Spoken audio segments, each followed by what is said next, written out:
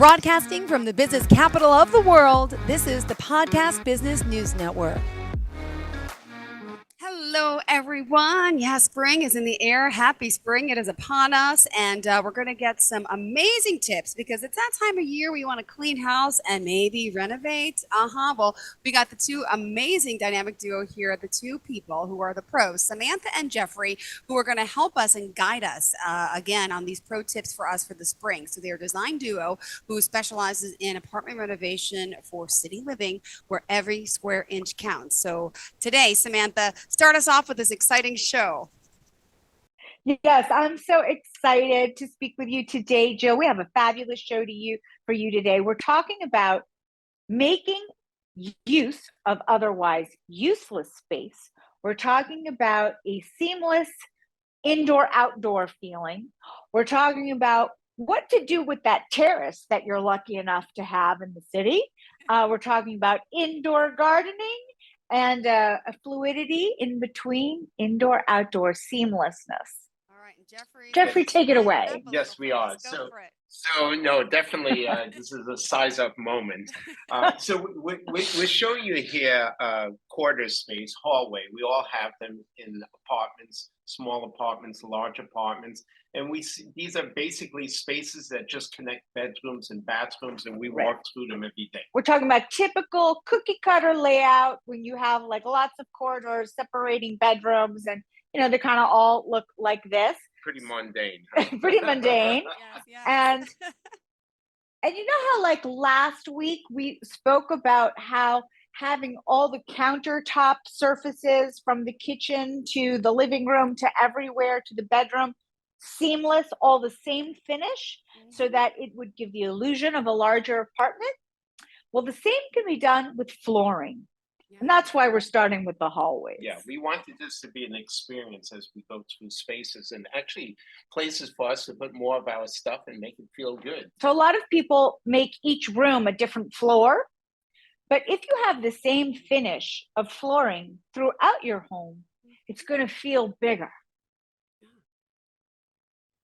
Really? So the first step we did was to begin by sanding and taking care of the flooring. We took up the vinyl tile flooring. Yeah, we got rid of the vinyl tile. And then we started by sanding the floors. Now, these are old floors from the 40s and 50s, typically in these buildings. So we refinished them. The floors are actually beautiful. They're nicer floors, and they're all natural than you can even find today, which are all prefabricated engineered. And some of them have mahogany details from the Art Deco period. Definitely. And so we knew from the balance of this apartment that was the case. We started sanding it down. We had it grinded all the way to the point that you could see the veins. Then the next step was fine sanding so that you could just make it nice and smooth. And from then we started putting a coat. Now we chose a varnish coat that was transparent, that you could just, put a little stain in it, but build out the richness of the flooring. And that's what we did over here. The one thing about putting down these stains and these varnishes is they have a high toxicity, so you have to get out the space. Yeah, you have to leave your space for a while for things to dry. But you see, it's all shiny and glossy and lovely and has that warm wood feel, so much nicer than tile or vinyl. And what else we did with this corridor, otherwise useless space, is we did some gardening. I'll explain. What? So I'll explain. A lot of people think that because they live in an apartment, they can't grow vegetables or plants, and that's just not true. So plants and vegetables that do not need a lot of light are lettuce, onion, chives, scallions, all kinds of onions, all kinds of lettuces, and sprouts of all kinds, bean sprouts, lentil sprouts, alfalfa sprouts. So these are things that are really nutritious, herbs, tomatoes. So there's a lot of vegetable that you can grow at home. And if you have kids, it's a great activity to do with them. And you can lower your cost of your grocery bill, and you are contributing to a lower carbon footprint on this planet all around, and you are empowering yourself to grow your own food, even though you live in the city. So we went to different places to pick out these plantings. We went to Home Depot, local nurseries. You don't actually have to go very far. You don't have to go to specialized places. You just start selecting plants that are for indoors, unless you're going to have them by the window with a lot of sunlight. But we were looking to locate them in hallways where there's not a lot of sunlight. So you speak to the folks at the nurseries, at Home Depot, different places like that. The plants are labeled. It says full sunlight, semi-sunlight. Yeah, but some need more food, some need more watering. You know, if you travel a lot, you want minimal watering. So think about those kind of things. If not, it's going to look beautiful for a while, and and then fade. So you want things that really are low maintenance and that don't really. You want vampires for plants, things that don't need sun. So we started by picking out things that we liked and were interesting. And this plant over here has nice veins to it. Just has a nice exotic feel to it. And then, some of the plantings are just give you a charm, a warmth, and are not as highlighted with their leaves and their forms. And so shapes. we put gardens in these hallways because we can. Why not? That's what we did. The other thing that we had to look for was pots that actually worked there. So the typical round ones would get in the way of people walking. And we were able to find some long ones. Long rectangular. Yeah, and that were deep enough that would actually work with the space. We didn't have to build them or anything. And we found colors and finishes. And if you go to different places where they sell plants or nurseries or greenhouse places, which, they are in every single town. And some big cities have flower districts, like New York has a flower district. So if you're willing to get up early in the morning, you can get great deals. Right. So think about the types of plants and what they're going to go in, how you're going to water them, and the amount of sunlight you're going to get. I mean, we did have one situation where we went away for almost a month to Europe, and we came back and we were sad. Everything was dead. But it was live and learn. We did. We sprouted up. Yeah. We were just at the end. We found a system. You can do drip bottles. So even if you travel a lot for work, the drip bottles will keep your plants alive while you're away. Yeah. They actually make some with little knobs, and so that you can regulate the drip. It can be heavy or it can be very light, just drip, drip, drip. And those could even last over a month. And then again, these are just more plant types. And all of these can work within your home, inside your home. We're not even talking about balconies yet.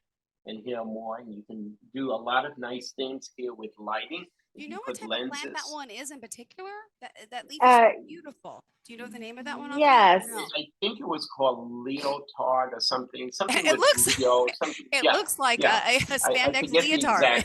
Yeah, and we did like a tiger plant. Yes. And tiger plant and prayer plants. They open up and close. Yeah, prayer plants. I'm thinking of the Venus flytrap. No. That wasn't Those also don't require any light. Yeah, they don't. You have to feed them hamburger. Any meat, yes.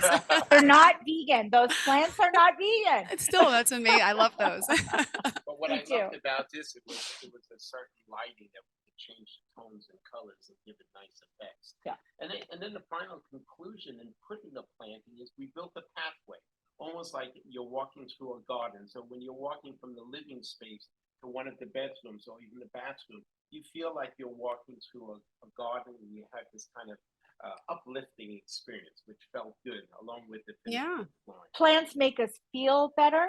They add texture to and softness, and they also help purify the air in your apartment. Healthy living. Just got to beware, homeowners with pets. Probably not the best idea. My father just went to Home Depot last week, and they have a puppy that's 6 months old. He left the plants out in the foyer, and he woke up the next day. They were all eaten up. So so if you got to know your pet. Be careful. Yes. Yeah, and I mean, for some, artificial plants might be the best solution. Yeah, it's possible. If you got to go that way, they make them very well. Some of them I actually have to touch them. You can't tell the difference, right? Yeah. No. So far we've created the same finish of floor throughout the apartment, making these narrow corridors look bigger and making them more connected in design and feel to the rest of the apartment, making the apartment look bigger, and adding plants to purify the air and give a happy feel to the place. And then roll it to the next. Jeffrey's going to size it up again. Bring it on. So Bring then, it on. So then, we have a Ta-da. rich family history. And we all have family portraits. Yeah. And we wanted to combine our histories together and tell a story. So the first thing we did, we assembled all the photos that we had, and we had boxes filled, and we sorted them out and picked the ones that were most meaningful to each of us. So pictures of our family, of our ancestors. And once again, this is, instead of the photo album that nobody ever sees, you have those photos there, just, collecting dust, or you can tell your family story and your vacations and, the best photos you have together, and tell your story on your wall, in your corner, your big photo montage. Once again, great aesthetic use of otherwise useless space. We had a lot of fun doing this, and it helped us learn about each other's families. You all have a lot of, how many pictures in total there? Wow. Well, I think in the corridor, and that's not a big corridor. Probably did like 100. Yeah. And what we tried to do is put together like photos of us, our experience, our travels. And we sectioned them. People on vacation, people dressed up at galas and dinners dancing, people on the beach, people doing sporty things. Yeah. So we could have categorized our stories. And it's amazing when people come in for an event, a party, whatever, they start looking at it, asking questions, learning about it. It's a very good conversation starter. And it's about us, or about you, or whoever's apartment it might be. It's truly a fun thing to do, and pulling out those photos and old photos. Yeah. And if you have children, it's a great way to connect your children to the story of their family and to connect them to their family tree and their ancestry. So this particular path incorporated changing flooring, putting in planting and landscaping, putting in photographs, which really enlightens your experience within your space. And it can be done in any space, not costly, just takes a little bit of thought and planning and a little bit of fun as well. So now we're going to take you through another space and get into the indoor-outdoor mode. So this is the space before, just keep that in your mind for a few minutes. Indoor-outdoor. Right. Now we're talking about indoor-outdoor and bridging the gap between indoors and outdoors seamlessly. Right, and so many ways that can be done in urban living. There's balconies, there's roof terraces, sometimes it's just a little space outside. And once again, we started with flooring. Exactly. Yeah. So Samantha, take us through this. So we went on a little trip to a marble quarry. We actually went to a few to, price compare and things like that. So we had a whole lot of fun looking at different stones and thinking about how we might use them. And in the end, we chose a stone that we felt was seamless, and we put it throughout the apartment, as we discussed last week, making all the countertops everywhere seamless. Right. All the same. We started out with tile flooring that we liked very much. We selected that, and we had kind of an idea of what the stone would be. This is blue agate, by the way. I happen to love blue agate. And one day I will use this stone somewhere as some sort of individual detail treatment. Yeah. So sometimes you see things that you like very much, but they might not work for that particular application. So as appealing as it might be, you have to move on. And so we looked at the spaces, and we looked at different types of marble, and we were matching. And Samantha's really a champ at that. Tell us about it. Well, you just, you take your swatches with you. Take swatches. Have the marble quarry guys give you swatches. And if you have swatches at home, take those with you. I know it's heavy to transport, but it's the only way you're going to be able to match up the stones. And you don't want too small ones, because small samples just give you a little bit of the shapes and sizes and grains. You want a piece that's big enough that you can understand the space. So we had lots of fun doing that. We went to different quarries, and then, here's Samantha going through the spaces, and we finally selected this. And this particular piece of marble was in big pieces and had waves in it, so it would allow us to. I felt it was reflective of the ocean. It had Exactly. that wave feel. Oh, pretty. So I felt that it was congruent with what we were trying to accomplish, even on a subliminal, subtle level.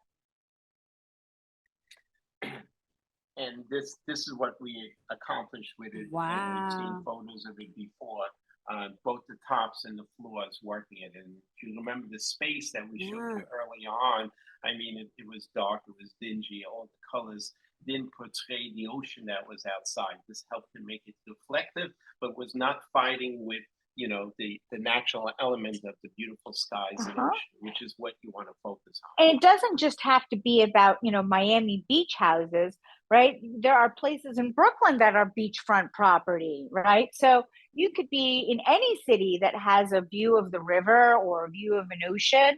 And my suggestion is to get out of the way of the view. Yeah. Because there's nothing that you're going to do that's going to top Mother Nature. So just get out of the way of the view. Well, didn't you use your terrace as a bedroom and as an office for a while? Yes, all of the above.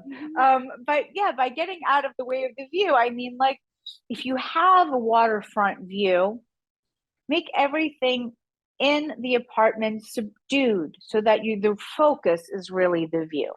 And you know, because you can't compete with there's it. a benefit to every view. Not everybody can be fortunate to have that ocean view or view of a bridge or something like that. Sometimes it's a courtyard view, Right. But there can be something really nice in the courtyard. There may be some nice gardens. There might be Vines. Exactly. And so orient your view to that, or frame your windows in such a manner, or your space, so that you're looking at that view and you embellish that view as well.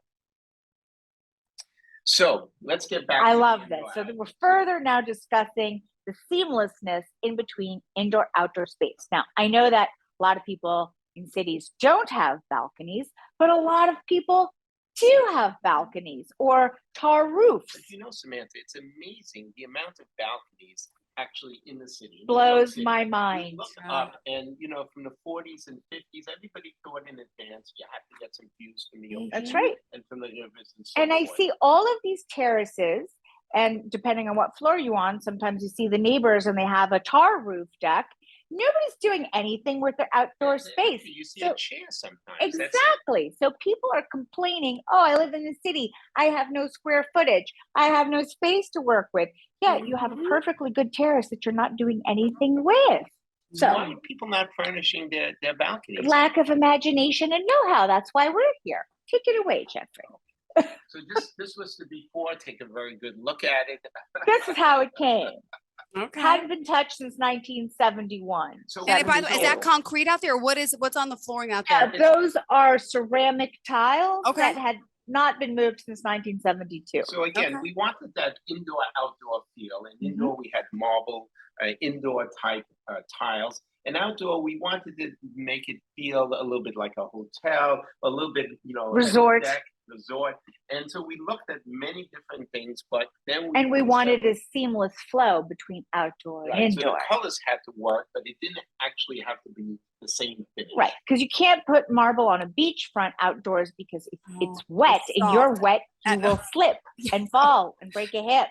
So we decided a different finish, but within the same color schematic. We had gone to, you know, a lot of the hotels, they have a plank look. You know, you go and they have outdoor bars or outdoor This heating. is very trendy right now. And but I think it's kind of even ageless. It We've is seen classic. it back in the 50s and so forth, and it appealed to us, and we wanted to see how we could match that with the floors. And the tile that we have on the screen is a tile made for outdoors. So that's not actually wood.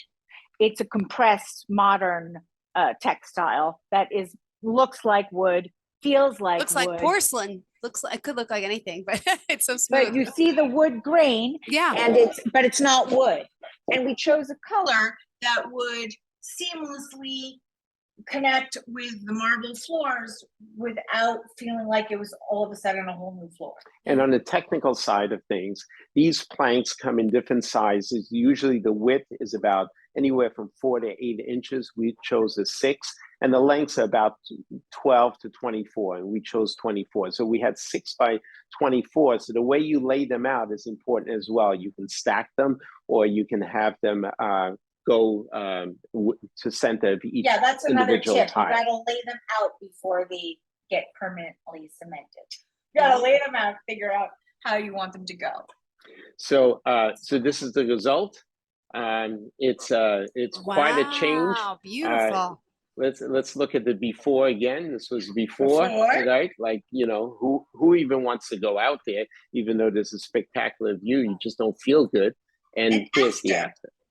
And so there were many components of this. One was the tile. The other one was the furniture. And you see from the before photo that we showed you, it's not inviting. It doesn't really look relaxing. There was no place to sit. So we created a whole roof deck vibe, a whole rooftop terrace with wraparound seating and some greenery and some, little landscaping and these tiles, which made it a whole different thing. So when I see people that have terraces that are lucky enough to have terraces in the city, they're not doing anything with them, it makes me cringe. This is not a particularly big terrace. It looks bigger, but it's not. Because of the way we outfitted it. But some of these terraces around the city are quite small, but you can make them big and you can make them useful. In this particular case, we used furniture that would be for sunbathing. It tilts up and down. Yes. And we took the measurements in advance, and Samantha did a lot of homework finding of the terrace, sizes. and then it took me months and months and months, thousands of outdoor furniture viewings to, I looked online and did my research, and I wanted something that looked modern and had the right dimensions so that I could create a wraparound seating kind of feel. As far as cost is concerned, it's relatively inexpensive. Cost between the tile and installing it is, $4,000 or $5,000, if that much. And the furniture is outdoor furniture, and you can get different levels from, a few $100s to a few $1,000s, and plantings outside. So, to outfit this whole space didn't really take a lot of cost. Do we have the photo of the hammock outdoor? Maybe we do. Okay, so this was the outdoor, and our indoor outdoor feel, right? This is what I'm talking about when I say seamless flow between indoor and outdoor. So you can see in the bedroom, it's a marble floor. And then when you get out to the terrace, it's the flooring that we just described. There's the wraparound seating, and this hammock that's right here is in the bedroom. Wow. So essentially, the bedroom extended out to the balcony. So when you're in the bedroom, you feel like it's more space. When you're on the balcony, it's the same effect because you look into the bedroom, and the finishes have similarities, although are not exactly the same. So you feel as if the balcony is 4 or 5 times bigger, but it's not. That's right. And that's really what we're talking about, making the most out of your space. And some buildings allow, especially older buildings, will allow you to enclose your balcony. So if you live in a cold climate like New York, you might choose to enclose your balcony and have it like a solarium. So that means you might not be able to access it as a fresh air experience in the spring, summer, but you can extend your living room or your bedroom by closing off your terrace. In other words, walling it off so that the square footage of the terrace becomes part of your living room or your bedroom or whatever your terrace is connected to. I'm always looking up when I walk around the city. I think it's kind of the viewpoint of the architect. And so when I look up at balconies, what I notice is if there's glass balconies, people are not as comfortable to put out stuff because they feel like everybody's looking at them. But utilizing systems of what Samantha is talking about makes you feel more private. So while the glass is nice, it's transparent, it's modern, certainly from the outside. From the inside, sometimes people feel a discomfort, especially if there's a building across. Yes, and especially if there's a building across. Jeffrey's so right. But we also see a lot of people now using fake vines. They sort of expand and collapse. They look very real. You can choose the kind of greenery effect, and you can use them to create privacy. Yeah, we actually had it over here. Yeah. It looks like it's real. But it's not. It's in a location where there's a lot of sun and wind, where this would not actually survive. But it gives it a very good effect, and it gives it a warm feeling. And what is it exactly? So it's a product, and there's You can get it at Amazon. Exactly. You know, They sell it on Amazon. It's like an accordion. Many companies make them. Well, It's from here, like an accordion. and it looks so beautiful. It looks like it's intertwined vine, It is, and it's like this contraption that's like an accordion. You stretch it out and stretch it in, and you can choose the kind of finish of plants that you want the look of. Again, because many people do not have a green thumb and do not have the time for plants and landscaping. You don't have to water them. Exactly. Although there are systems now for watering if you're away longer, in addition to the bottles we spoke before, that are self-watering systems that do work, but it takes a little bit of focus and a little bit of attention, That's right. which sometimes you don't have. Or if you have a good neighbor that comes in once in a while and plant and waters your plants, Yeah, why that can not? work too. Yeah. So you know, and so this episode is what we're all about. We're all about, you know, making spaces more conducive to your life, making happier spaces, not Healthier spaces. right, and spaces that just will be uplifting. You know, you're having a bad day, you had a surgery, your boss was yelling at you, whatever the case may be. Yeah. You come home, it's uplifting, and you know, we all have those days, every day, every moment in the day. In the city is your little home oasis Yeah. in a big metropolis. So it should feel good. It should feel calm. It should walk through your door and feel happy to be home. And our biggest challenge is taking these difficult spaces where somebody says, I can't move out of here. I just can't make that change now because of X, Y, and Z. But I hate my space, and I hate every day of my life because of it. And those are the most challenging spaces for us. And there's solutions to it. There's solution to every space. You just have to think out of the box, look at innovative ideas, work with folks like us, And hire amazing architects and interior designers, and stylists. and Awesome. just think about things that make your life better in Right. every way. It's not just about the architecture or the finishes. It's about your process and who you are. Making the place look bigger through visuals, through flooring and countertop that is seamless and congruent, and the same throughout, in color, in texture, and also using otherwise useless space, Right. corridors if you're unable to knock them down, and that those walls can be used for photos. Perfect. Well, thank you guys so much for joining us as always. It's a pleasure having you here. And please, let's wrap up today's show, which was a great one. Thank you so much. I'm Samantha Bessudo Drucker, I'm Jeffrey Drucker. and together we are Love and Design Project. I'm Taste, I'm technical. and together we're unstoppable. We make it work for you. Love it. Have a great day, guys, and enjoy your you. weekend. Beautiful. Great show today. Thanks so much. And happy Thank you. spring. I'm feeling Yes. it. That sunshine coming in that window there. Looks amazing. It's coming all the way. We're getting so warm. All right, have a great day, guys. Thank you. Are you looking for even more of the podcasts and hosts that you love? The Podcast Business News Network is proud to announce that you now have even more ways to listen live. Check out the MyTuner Radio, online radio box, and Simple Radio apps on iOS and Android, or find us online. Search for Business News Network on mytuner-radio.com, or search Podcast Business News Network on streama.com and onlineradiobox.com/US. Take your podcast on the go and don't miss a minute of the action.